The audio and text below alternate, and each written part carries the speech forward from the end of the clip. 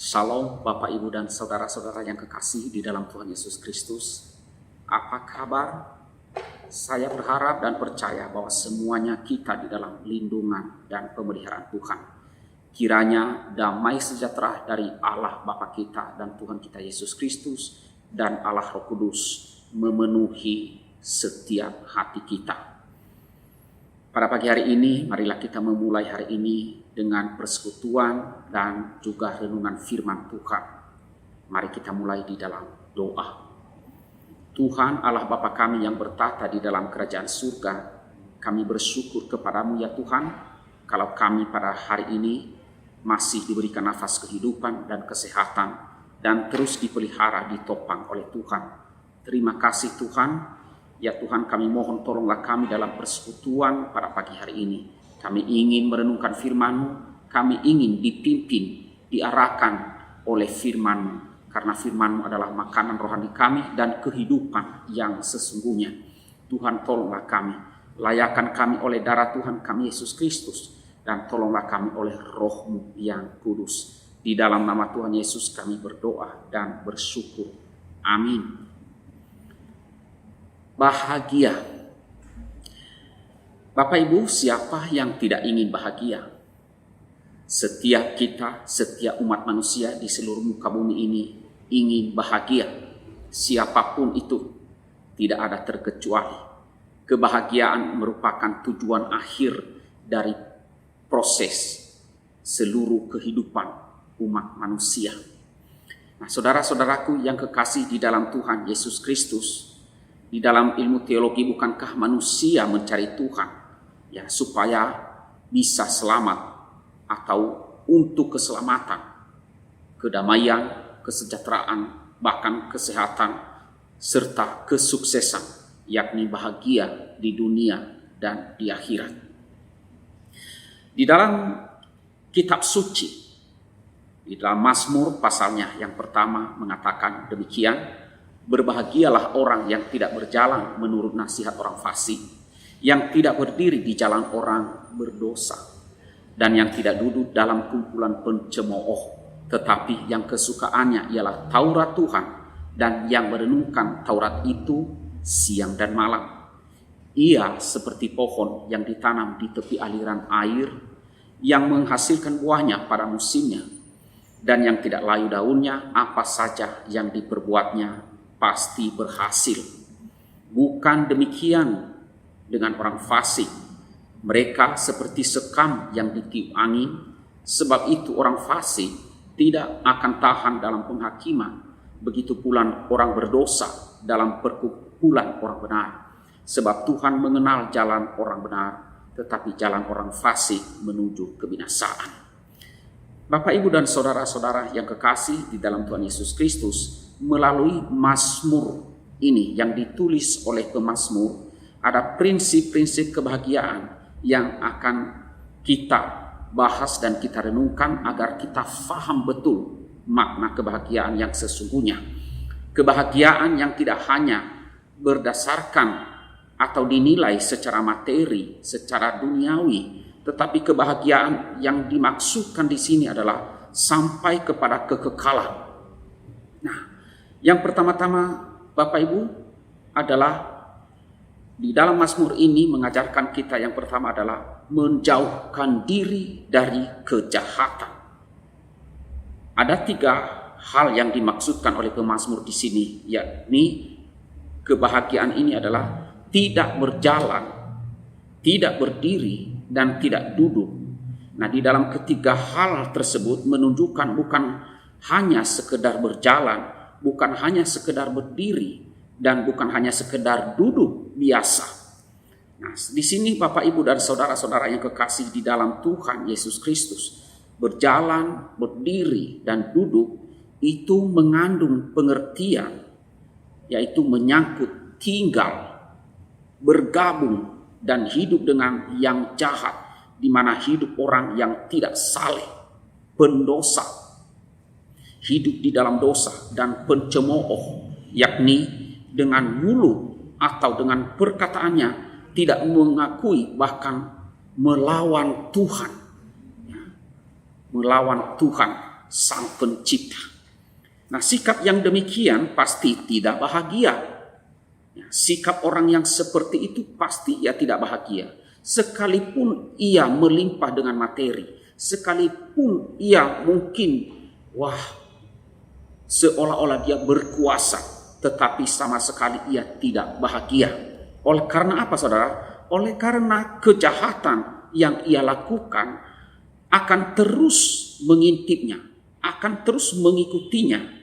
Bahkan karena mencemooh Tuhan, atau karena cemoohannya, atau karena mulutnya, perkataannya, sehingga bukan hanya banyak yang tidak suka, tetapi orang-orang, bahkan seluruh ciptaan Tuhan tidak akan bersahabat dan akan melawan dia.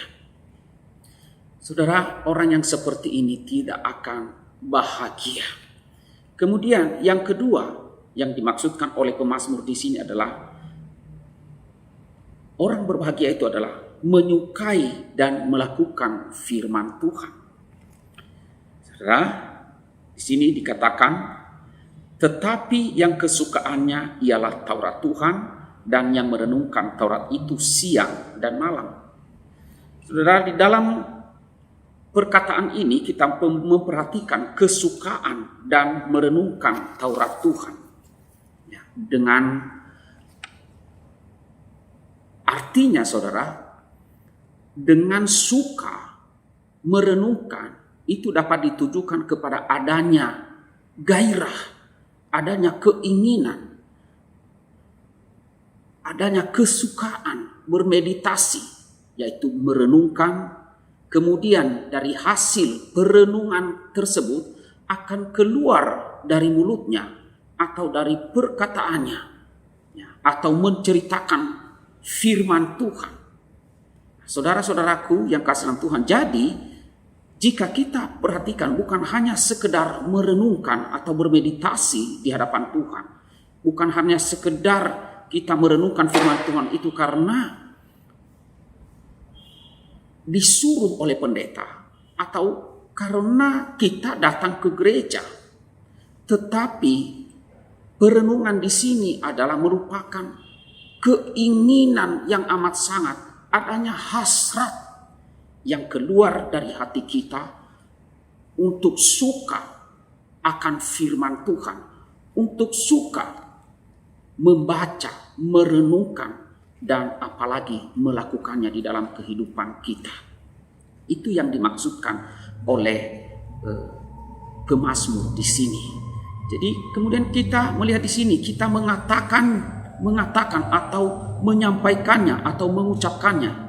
Ya, menyampaikan bukan sekedar karena mau menyampaikan renungan atau karena berkhotbah misalnya, barulah firman itu keluar dari mulut kita, tetapi merupakan suatu kebiasaan hidup. Ya. Setiap hari firman Tuhan itu kita hidupi, firman Tuhan itu kita lakukan, dan kita sampaikan kepada orang lain untuk menguatkan dan untuk mengingatkan orang lain. Nah, saudara-saudaraku yang kasih dalam Tuhan, inilah bahagia yang disebutkan oleh pemazmur di sini, yaitu menyukai dan melakukan firman Tuhan. Dan yang ketiga yang dimaksudkan di sini adalah melalui ini pemazmur menyampaikan bahwa dengan kita menyukai dan melakukan firman Tuhan, maka itu akan memelihara keharmonisan hidup kita dengan Tuhan, keharmonisan kita dengan sesama, dan juga alam di sekitar kita. Nah, saudara, di dalam ayat 1 dikatakan di situ bahagia. Diterjemahkan dalam bahasa Inggris, bahagia itu adalah diberkati. Ya, diberkati. Diberkatilah setiap orang yang menjauhkan diri dari kejahatan, dan ia menyukai firman Tuhan dan melakukannya. Sehingga dengan demikian, saudara, dengan melakukan firman Tuhan, maka hubungan kita dengan Tuhan harmonis, selaras. Demikian juga dengan sesama, ya, di dalam keluarga, sesama kita, ya, tetangga-tetangga kita, dan alam di sekitar kita. Dengan demikian, saudara, mau hidup bahagia atau diberkati, maka perhatikanlah hubungan kita dengan Tuhan. atau dengan sesama dan alam di sekeliling kita, itu akan menjadi satu hal yang sangat baik. Nah, saudara-saudaraku yang kasih dalam Tuhan, kesimpulannya adalah bahagia atau hidup yang diberkati adalah hidup yang menjauhkan diri dari kejahatan, hati yang merenungkan firman Tuhan, dan mulut kita yang menyampaikannya, memperkatakannya, serta menjadi harmonis diri kita dengan Tuhan dan sesama manusia dan juga alam di sekitar kita. Kiranya renungan firman Tuhan pada pagi hari ini menolong kita semuanya, dan marilah sebagai orang yang percaya kita selalu memiliki hati yang punya hasrat, keinginan dan kesukaan akan firman Tuhan. Amin. Mari kita berdoa. Tuhan Allah Bapa kami yang bertata di dalam kerajaan surga, kami bersyukur kepadamu ya Tuhan, karena kami boleh diingatkan oleh firman, diajarkan kembali tentang hidup bahagia, hidup yang diberkati, yaitu hidup yang menjauhi kejahatan, hidup yang menyukai firman Tuhan, dan juga menjaga diri kami keharmonisan dengan Tuhan, sesama dan lingkungan kami.